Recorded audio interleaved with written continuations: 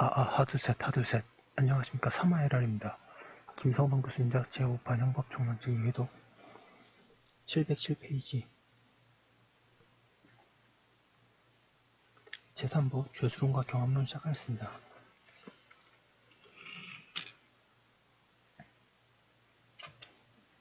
종래 죄수론이라는 제목하에서 범죄의 개수 문제와 성립된 범죄 사이의 경합관계를 한꺼번에 다뤄왔다. 그러나 범죄의 개수 문제와 범죄 경합의 문제는 서로 구별되는 별개의 영역이다. 따라서 죄수론에서는 행위자가 성립시킨 범죄의 개수를 결정하는 문제와 일죄의 유형을 다루고 범죄 경험론에서는 행위자가 성립시킨 범죄의 개수가 수개인 경우 그들 수개의 성립된 범죄 간의 경합 형태를 판단하는 기준과 형법이 인정하는 두 개의 경합 형태의 취급상의 차이에 대해 설명한다.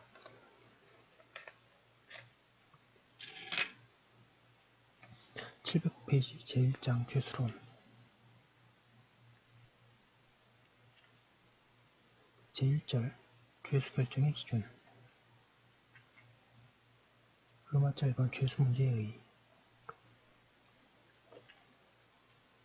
사마에랄TV 질작, 구독, 전화 부탁드리고 구독을 원합니다. 형법상 죄수론에서는 행위자가 범한 범죄의 개수가 몇 개인지 관건이 된다. 죄수론에서의 죄 또는 범죄는 앞에 범죄론에서 설명한 범죄 성립 요건을 모두 충족시킨 행위자의 행위를 말한다. 즉, 죄수론에서 말하는 죄란 형법 총칙 및 형법 각칙의 규정을 근거로 하여 형법상의 범죄 구성 요건에 해당하고 범죄 성립 배제 사유, 유업성 조각 사유와 책임 조각 사유에 해당하지 않는다고 평가된 범죄를 말한다.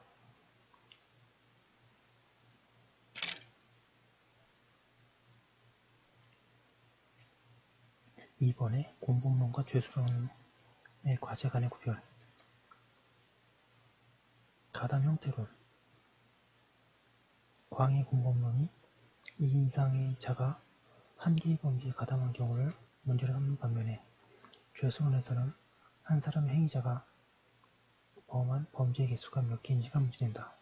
가담 형태론에서는 2인 이상의 가담자가 언제 누가 정범이고 누가 공범인가를 검토하는 반면에 죄수론에서는 행위자의 행위가 일죄인지 수죄인지가 문제된다. 일죄와 수죄의 구별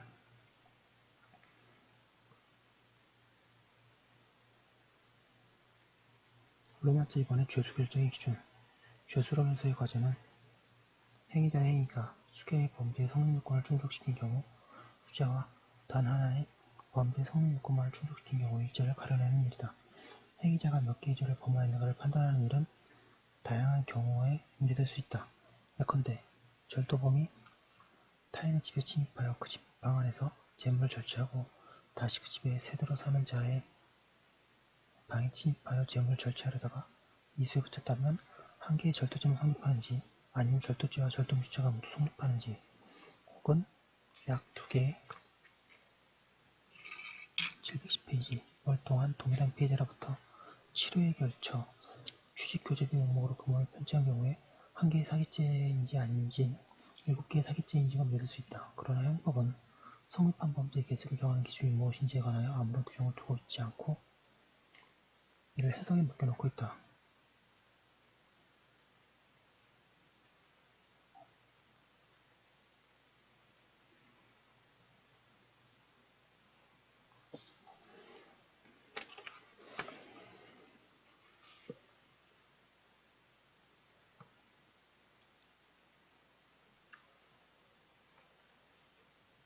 (1번에) 학설의 태도 양가 1번의 행위포준설 행위자가 행한 행위의 수개의 개수에 따라 죄수를 결정하려는 견해이다.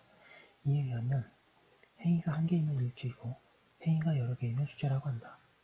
방금 1번에 자연적 의미의 행위 개념 비준설 행위포준설에서 말하는 행위 개념을 자연적 의미의 행위를 의미하는 견해이다. 자연적 의미의 행위란 한 개의 의사결정에 의해 한 개의 일부 힘으로 나타나는 것을 말한다.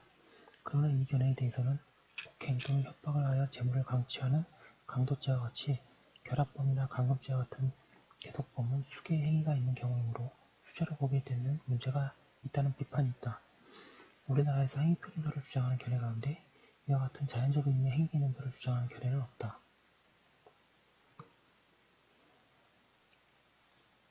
방가로 이번에 법적, 사회적 의미의 행위 개념 기준설. 수개의 자연적 행위가 있다고 하더라도 법률상의 구성 요건이 이미 이를 법적, 사회적 의미에서 단일한 것으로 평가할 때에는 수개의 자연적 행위가 법적인 의미에서 하나의 행위가 된다는 견해이다. 이에 따르면 동일한 구성 요건이 수개의 행위 태양을 허용하고 있는 협의의 포괄일체, 교속범, 결합범, 접속범 또는 연속범의 경우 중 수개의 자연적 행위가 있는 경우라도 구성요건적 법적 관점에서 한 개의 행위라고 평가할 수 있으므로 일체가 된다고 한다. 그러나 이 견해에 따르면 형법 제40조에서 한 개의 행위와 수개의 죄가 서로 양립하는 경우를 설명하기 어렵다.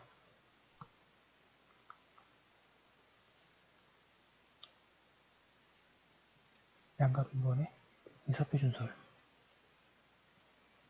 행위자의 범죄 의사의술을 기준으로 죄를 결정하는 견해이다.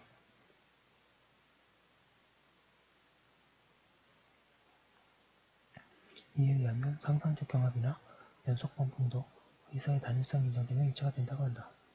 그러나 의사표준설은 주관주의 범죄론을 기초로 삼는 태도로서 범죄의 형식적 정형성을 무시하는 결론에 이를 수도 있고 서로 다른 법의 침해에 대해서도 범죄 의사가 단일한 이상 항상 일체로 인정해야 하는 문제점이 있다. 711페이지 양감 3번의 법의 표준설. 범죄 행위로 인해 침해된 기본법익을 기준으로 죄를 결정하는 견해이다. 이에 따르면 상상적 경합의 경우 같은 종류의 상상적 경합은 일체로 보게 되고 다른 종류의 상상적 경합은 수체로 보게 되는 문제점이 생긴다. 뿐만 아니라 연속범 및 통화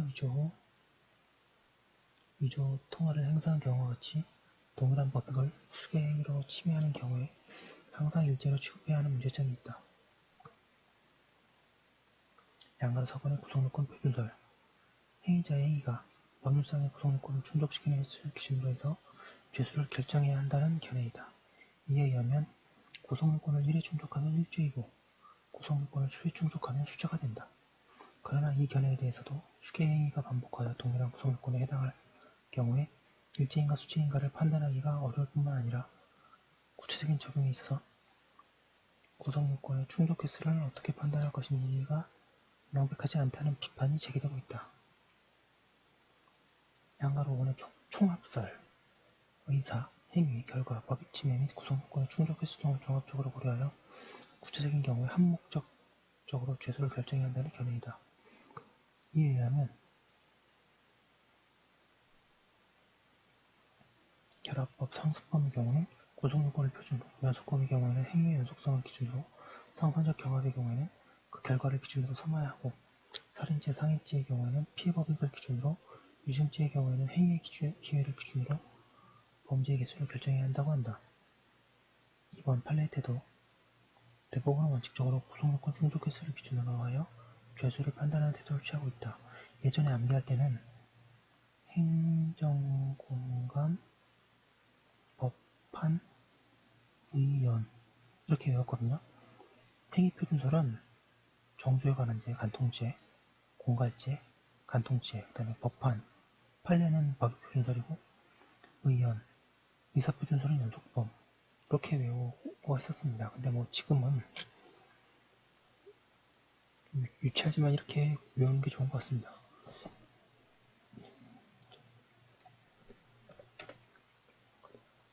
대법원은 원칙적으로 구속요건에 충족했을 기준으로 죄수를 판단하는 태도를 취하고 있다. 관세법상의 무신고 수입죄나 조대포탈범의 죄수를 그 위반 행위의 구속요건 충족했을 기준으로 일자가 성립하는 것이 원칙이라고 하고 예금 통장과 인정을 절차한 행위와 예금 환급금 수령증을 위조한 행위를 수죄로 인정하면서 각각 별개의 범죄 구속요건을 충족하는 각 독립된 행위라 할 것이라고 하고 있기 때문이다. 그러나 다른 한편 대법원은 상상적 경합과 법정 경합의 구별 기준에 관해 설명하면서 712페이지 실질적으로 일주행과 수주행과는 구속요건적 평가와 보호법익의 측면에서 고찰하여 판단해야 한다고 편취함으로써 구속요건뿐만 아니라 보호법익도 죄수 결정의 기준으로 삼아야 한다는 태도를 취하고 있다. 대법원의 죄수 결정 기준. 대법원의 판시사항을 외관상 보면 다양한 기준, 의사, 행위, 법익 등에 따라 죄수를 결정하는 것 같이 보이므로 판례의 태도를 의사표준설, 행위표준설, 법익표준설로 파악하는 견해도 있다. 하지만 판시 내용이 그렇게 보이는 것은 당해 사건에서 구성요건의 다양한 요소들, 행위, 의사, 법익 등 가운데 하나가 특별히 문제된 경우 그 문제의 해결에 초점을 맞추고 있는 논증 형식의 문제에 불과하다. 예컨대 미성년자 의제 강간죄 또는 미성년자 의제 강간추행죄는 행위 시마다 한 개의 범죄가 성립한다는 판시 내용이나 간통죄는 성교행위 시마다 한 개의 간통죄가 된다. 물론 폐지됐습니다. 간통죄는. 판시 내용을 예로 들면서 대부분은 정죄에 관한 죄, 간통죄에 대하여 원칙적으로 행위 표준설에 입각하고 있다는 평가를 내린다. 그러나 이러한 평가는 행위마다 별개의 죄가 성립한다는 의미의 행위 표준설을 취하는 것이 의미하는 것이 아니라 죄수를 판시 내용에서는 드러나지는 않지만 별도의 범위라는 기준에 따라 이미 결정해놓고 결론적으로 볼 때 한 개의 행위마다 별개의 죄가 성립하는 것이라고 말하고 있다는 것이다. 대부분이 성적 자기결정권에 관한 죄에 대해서 행위 표준설을 취하고 있지 않다는 점은 특히 피해자를 일회 강간하여 상처를 입게 한 후에 1시간 후에 장소를 옮겨 같은 피해자를 다시 일회 강간한 행위는 그 범행 시간과 장소를 달리하고 있을 뿐만 아니라 별개의 범위에서 이루어진 행위로서 형 제37조 전단의 실체적 경합 범위에 해당한다. 판시 내용이나 피해자를 1회 강간하였다가 200m쯤 오다가 다시 1회 강간한 경우에는 2개의 강간죄가 아니라 일제로 보고 있는 태도에서도 충분히 할 수 있다. 요컨대 행위 표준설에서 말하는 행위는 구성요건적 행위이고 법익 침해도 당해 구성요건의 규범적 요소이며 행위자의 의사도 구성요건의 주관적 요건인 고의의 단일성을 의미하는 것이기 때문에 판례가 죄수를 판단함에 있어서 사실상 구성요건 표준설을 따르는 것으로 보아야 한다. 고 하고 계십니다. 3번의 결론. 양가를 1번의 행위표준설의 문제점. 행위표준설에 따르면 죄수의 단복은 행위의 단복에 따라 결정되는 것이므로 행위의 713페이지 단복에 따라 상상적 경합 형태인가 실체적 경합 형태인가도 동시에 정해진다. 그러나 이 견해에 다음과 같은 문제점을 가지고 있다. 동그라미 1번에 상상적 경합을 규정하고 있는 형법 제40조에 한 개의 행위가 수개의 죄에 해당하는 경우를 설명하기 어려울 뿐만 아니라 이를 일제로 인정함으로써 이 규정이 수개의 죄라고 되어 있는 곳에 배치되면 물리적 해석에 반한다.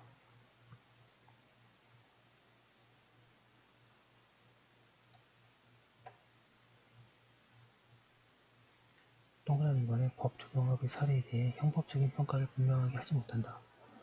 즉, 불가벌적 사전행위나 불가벌적 사후행위의 경우는 실제로 수개의 행위로 이루어지지만 행위자가 충족시킨 형식적인 구성요건의 문제를 떠나 실질적인 불법 측면에서 볼 때 한 개의 범죄가 성립하는 경우로서 일제에 해당하는 경우에도 행위의 개수에 따른 자리매김 때문에 실제로 수재인 것처럼 다루고 있기 때문이다. 양가로 2번에 구성요건 표준설과 죄수 문제 및 경합 문제의 이상 우리 형법은 제40조에서 한 개의 행위가 수개의 죄에 해당하는 경우를 규정하고 있고 제37조에서는 수개의 행위가 수개의 죄에 해당하는 경우를 규정하고 있다. 이러한 형법의 태도에 따르면 먼저 몇 개의 죄가 성립하는 문제, 죄수 문제를 물어 이를 확정하고 여기서 수개의 죄가 성립하였다는 사실을 인정하는 경우에 다시 수개의 죄가 몇 개의 행위에 의해 행해진 것인가를 물어 경합 형태를 결정해야 한다.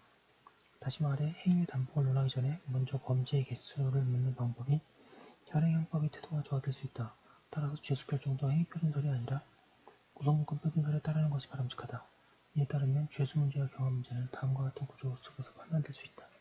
범죄 성립하면 일죄이냐 수죄이냐를 보고 수죄가 한 개의 행위일 땐 상상적 경합, 수개의 행위일 땐 실체적 경합입니다. 여기까지 한번 올려두고 다음 거 이어서 하도록 하겠습니다. 잠시만요.